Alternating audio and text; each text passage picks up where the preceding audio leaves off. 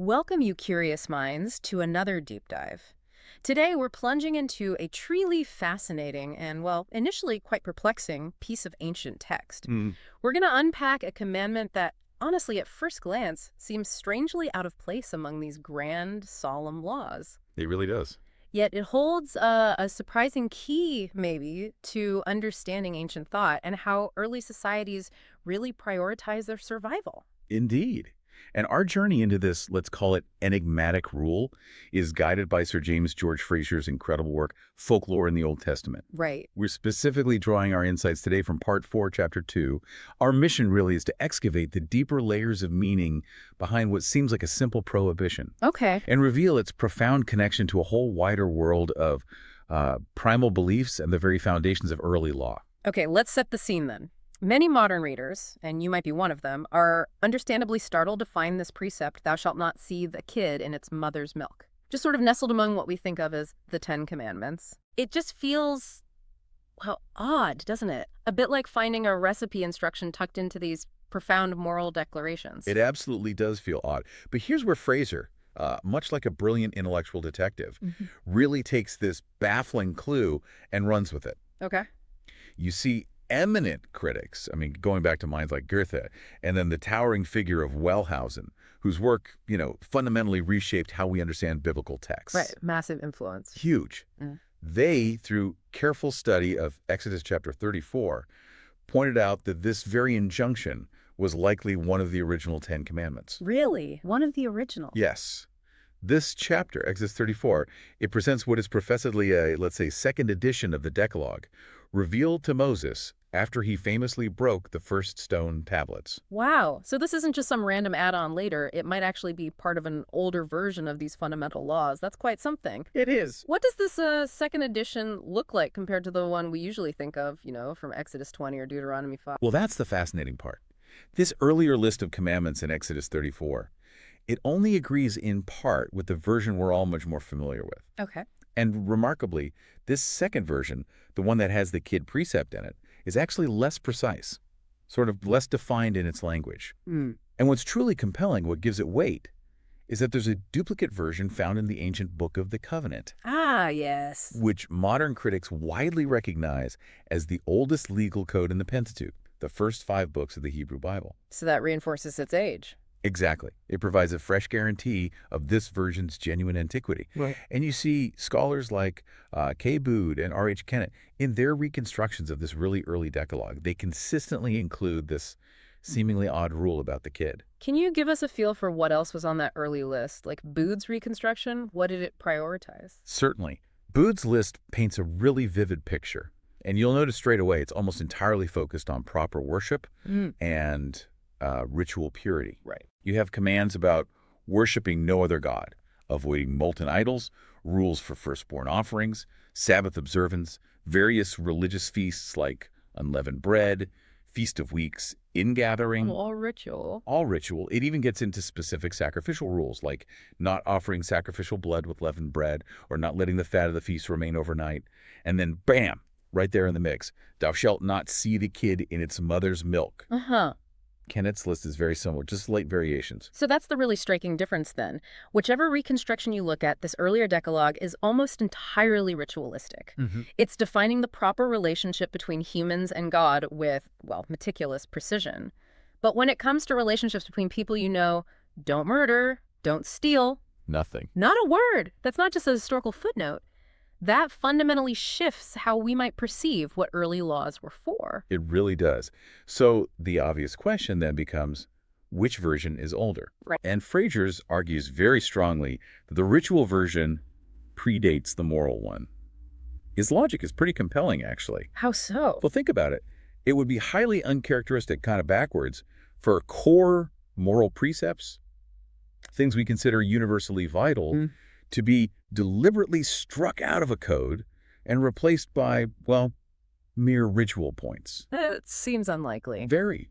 The general trend of civilization, and certainly the specific teaching of the Hebrew prophets later on, points towards emphasizing morality over ritual, not the other way around. Okay. So this implies the shift to the moral decalogue that we know today was probably carried out under significant prophetic influence, moving away from this earlier purely ritual focus. So if this command about the kid and the milk was so vital that it actually earned a spot in this primitive Hebrew code, Yeah, why? exactly. What was its original purpose? Why include that, this very specific dietary or ritual thing, while leaving out prohibitions against murder, theft, adultery, things that seem infinitely more fundamental to us? That's the core mystery, isn't it?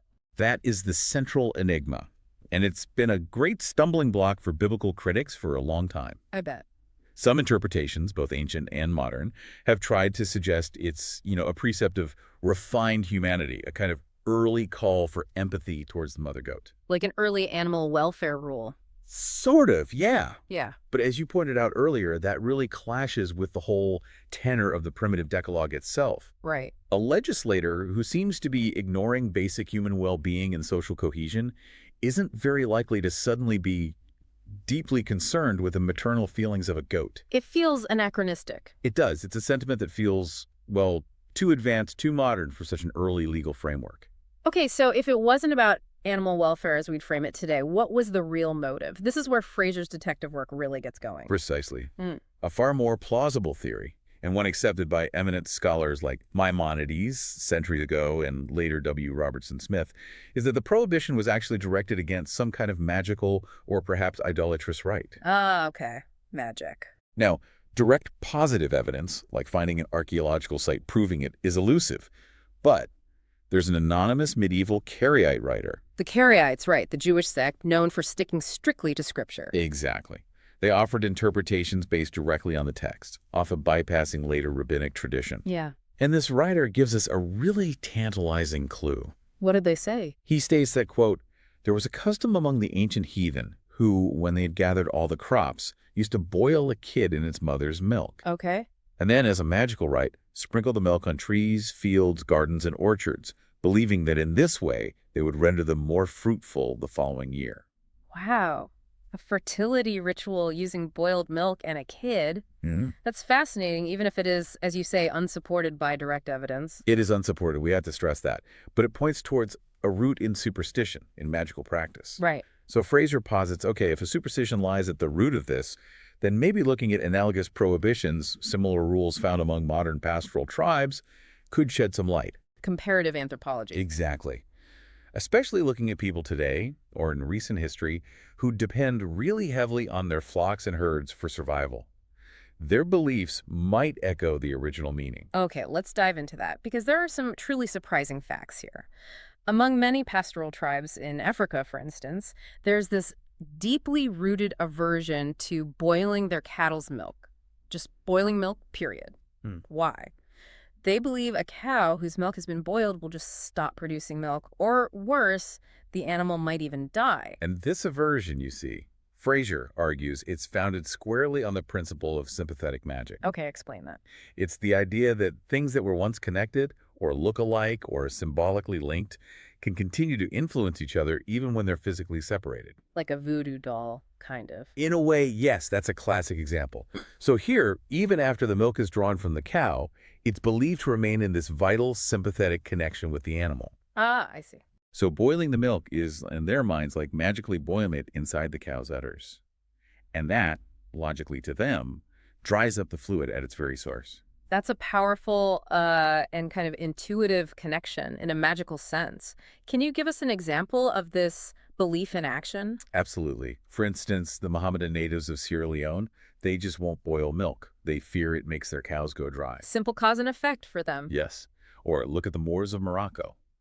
They believe if milk happens to boil over onto the fire, the specific cow it came from will inevitably get a diseased udder. Wow.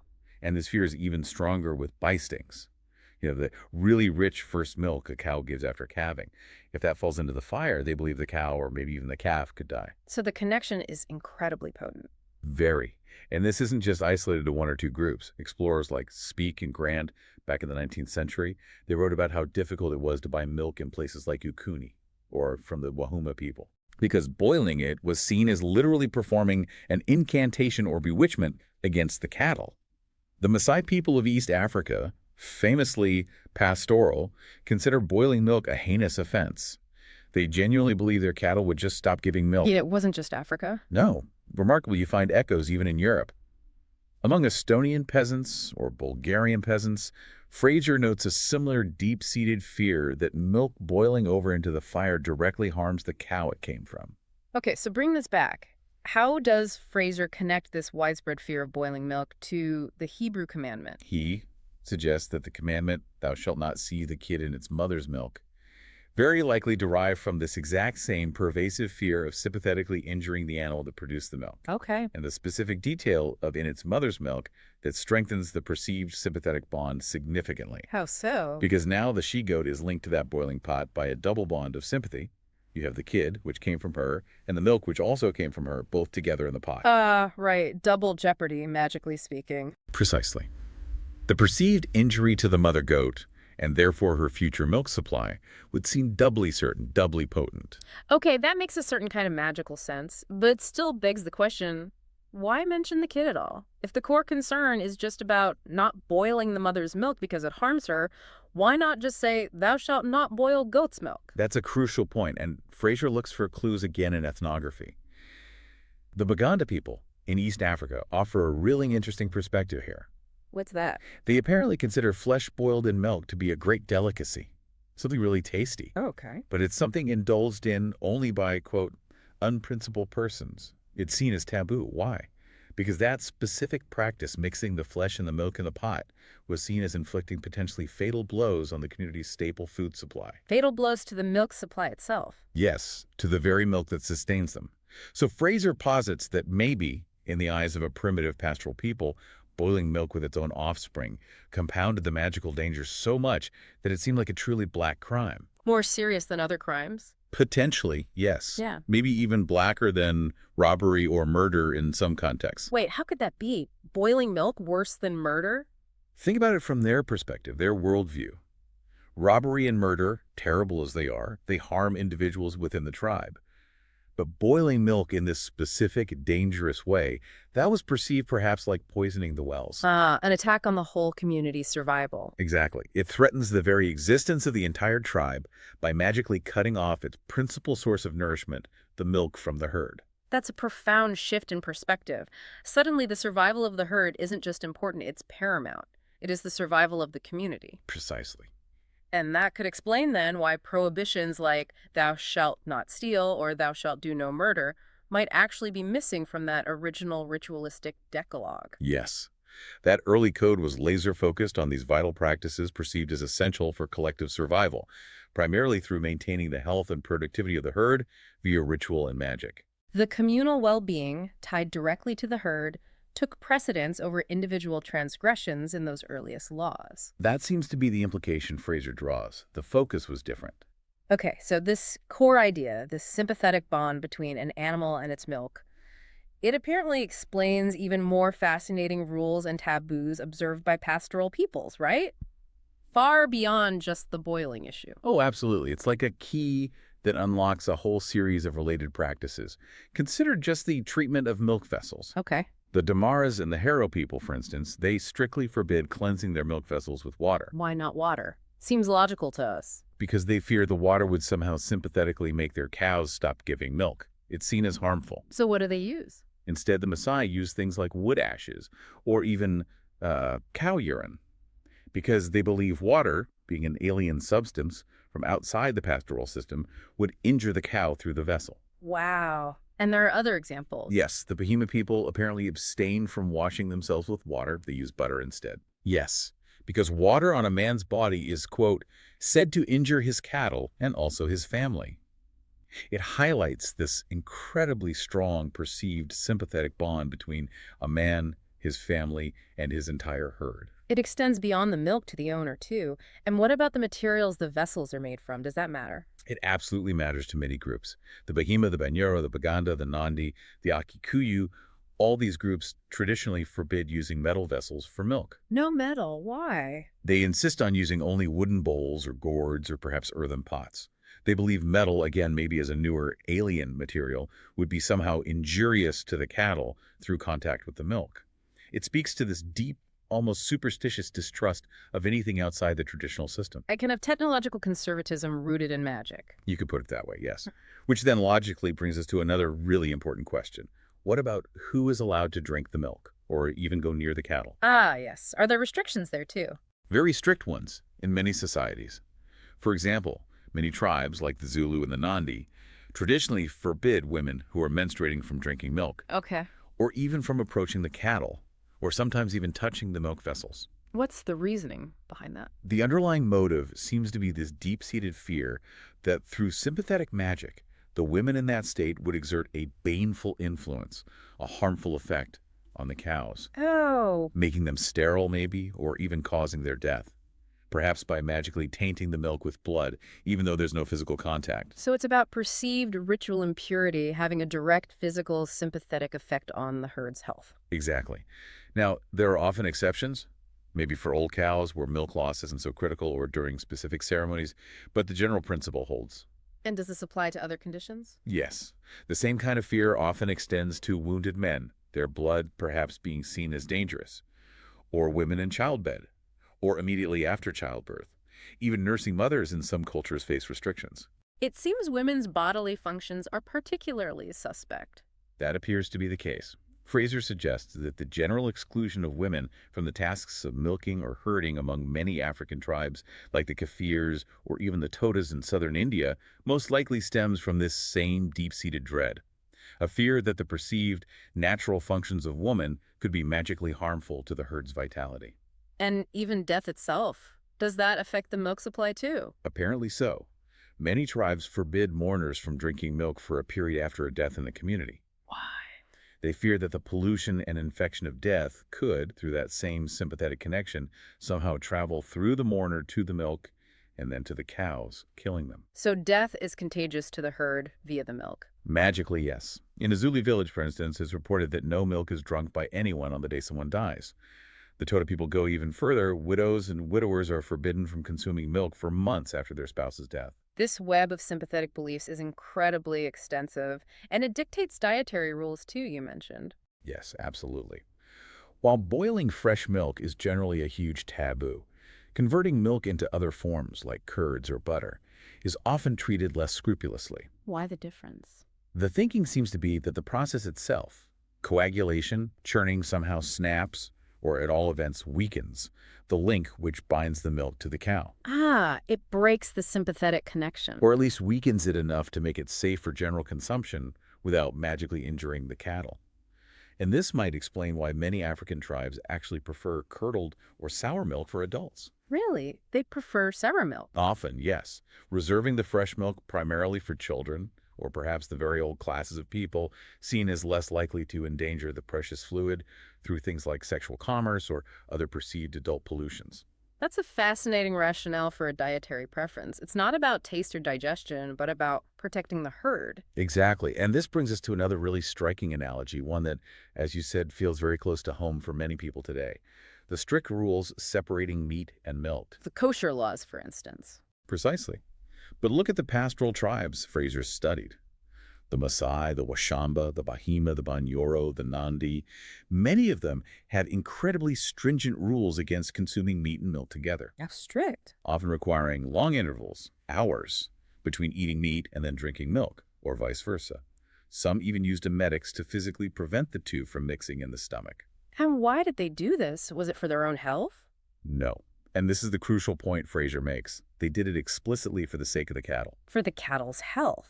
How? They believed that the mixture of milk and meat inside the human stomach would somehow sympathetically injure the actual cows the milk came from.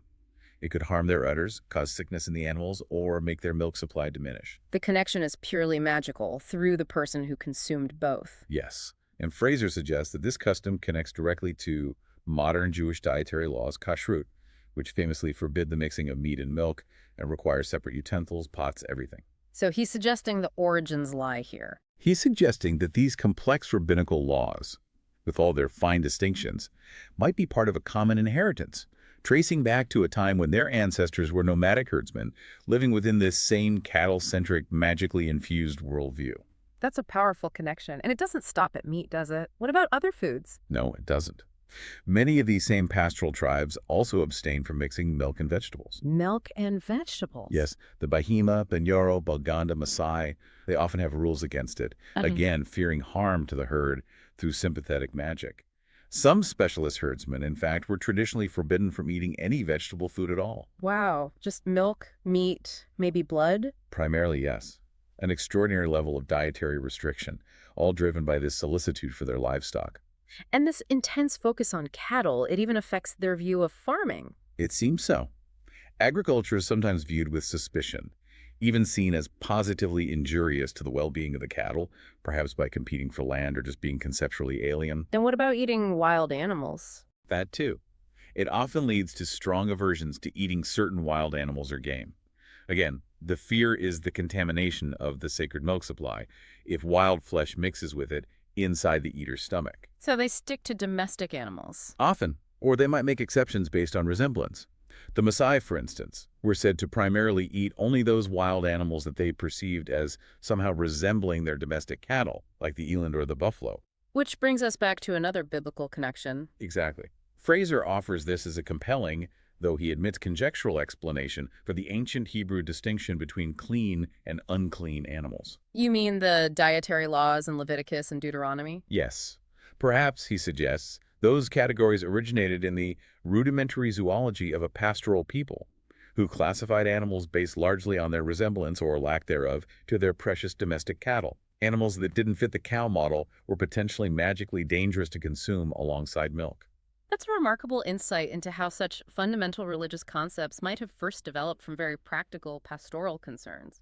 It is indeed. So, if we try to connect all these diverse threads, from not boiling a kid in its mother's milk, to separating meat and dairy, to rules about vessels and who can drink milk, to classifying animals, the general purpose seems clear: It is. the protection of the cattle. All these rules appear to be dictated by a deep regard for the health and productivity, not primarily of humans, but of the beasts they depended on. The aim, above all, was safeguarding the cow and the herd. It really is an extraordinary lens to view these ancient prohibitions through, isn't it? It reveals this assumed, profound, sympathetic bond linking animals, their milk, and the humans who relied on them. What truly stands out when you lay it all out like that is how fundamentally these societies understood their very existence, their survival, to be utterly tied to the health of their herds, and that shaped their earliest laws, their deepest taboos. And this raises an important question for us looking back.